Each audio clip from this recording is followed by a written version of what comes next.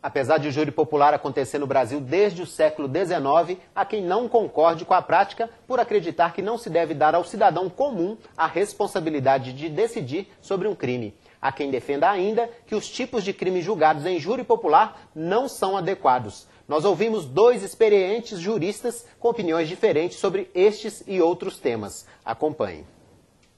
De um lado, o desembargador federal aposentado e professor titular da Faculdade de Direito da Universidade Federal de Minas Gerais, Antônio Álvares da Silva. Do outro lado, o promotor de justiça que ingressou no Ministério Público em 1990 e já realizou mais de 1.300 júris na capital e no interior do estado, Francisco de Assis Santiago. O tema, o ato do júri, jurados proibidos de conversar. Nos Estados Unidos, os jurados debatem entre si antes de dar a decisão final. Aqui no Brasil é diferente, não é, doutor? Aqui no Brasil é diferente. A técnica de apuração da eleição, ou da escolha e da decisão, em se tratando do júri, prevê a incomunicabilidade entre os jurados. Eu acho isso errado, porque toda a verdade se apura pelo diálogo. Não tem verdade de monólogo. Então, quanto mais se discutir a respeito do fato entre os jurados, melhor para eles e melhor para a sociedade. E outra coisa também, influência sempre existe numa sociedade. Ninguém é igual, um influencia o outro. É preciso saber se essa influência vai anular a vontade. E no caso do júri e do jurado, eu acho que não anula, aperfeiçoa. O senhor concorda com ele, doutor Francisco? Eu vou discordar, porque o meu primeiro entendimento é de que o jurado, ele é trazido do povo para exercer aquele direito do julgamento.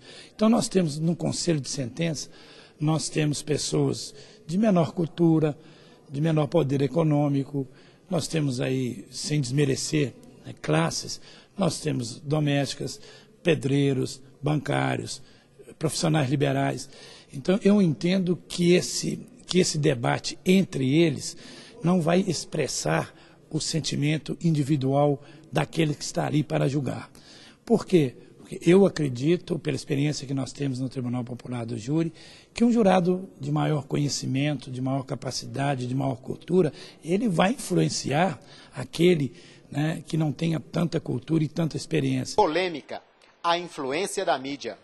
É bom citar também, é bom fazer essa referência à influência da mídia. Né? A gente vê grandes casos que são repercutidos na imprensa, de assassinatos, que tem essa repercussão pela mídia. Os jurados são influenciados pela mídia? Olha, eu como promotor, há muitos anos, eu sempre defendi que o julgamento fosse realizado com um espaço pequeno entre o fato e o julgamento. Por quê? Porque temos aí, e certamente isso é a verdade, doutor Alves deve concordar comigo, é uma verdade que a força da mídia é muito grande. Vai fazer com que haja um pré-julgamento. E o pré-julgamento, nesse caso, é pela condenação. Muitos já entram, então, entram no Tribunal de Justiça já condenados, pelo menos do ponto de vista da visão popular. Bom, quanto ao problema da influência da mídia, isso faz parte do regime democrático. A mídia influencia, mas a universidade influencia, o bom professor influencia, o bom pai influencia. Esse negócio de achar que a sociedade é escrava da mídia é um grande erro. Há defesas da sociedade contra a mídia, inclusive você veja, há jornais que são aceitos, são comprados pelo povo, há outros que são desmoralizados. Por quê? Porque transmite o fato erradamente. Então há uma defesa da sociedade também contra a mídia. Agora, pior seria se a mídia não pudesse opinar sobre os casos populares. Ela tem que opinar e na hora do julgamento, como diz o meu colega Francisco, na hora do julgamento é que o advogado, o juiz, os jurados vão se encontrar com a verdade do fato. A mídia pode influenciar tanto os jurados quanto o próprio juiz. Quanto o próprio juiz e a sociedade, mas eles naturalmente têm também, evidentemente, meios de defesa, porque se nós admitíssemos que a mídia influencia tudo, nós seríamos uma outra ditadura social, que seria a ditadura da mídia. Não é verdade isso no regime democrático. Correto. Eu quero só uma parte, porque na teoria eu concordo, mas só que a nossa prática nos mostra o contrário. E eu, no tantos julgamentos que já participei, a gente sabe que a distância entre o fato e o julgamento tem uma importância muito grande. Por quê? Porque já se esqueceu, porque já não tem essa pressão. Então, na teoria, eu concordo com o doutor Alves, mas na prática, a força da mídia, né, a exposição do fato na mídia tem um valor muito grande no julgamento popular. Polêmica. É possível recorrer da decisão dos jurados. Hoje, uma decisão do Tribunal do Júri é passível de recurso, né? Nós temos aí, hoje, esse formato no Brasil. É um formato que o senhor não concorda? Eu não concordo, porque está escrito na Constituição que uma das características do júri brasileiro é a soberania dos vereditos. Então, acredita, então, se o júri condenou, por exemplo, uma pessoa que não tinha que ser condenado, se julgou certo ou se julgou errado, que fique, continue certo, que continue errado. Isso continuará do mesmo modo com 200 recursos, porque ainda há pouco conversava com meu colega Francisco, esse problema está na prova. E a perícia brasileira ainda não é suficientemente desenvolvida. Então, isso pode ocorrer sempre.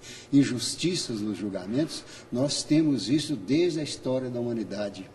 Ninguém nunca vai ser perfeito no julgamento.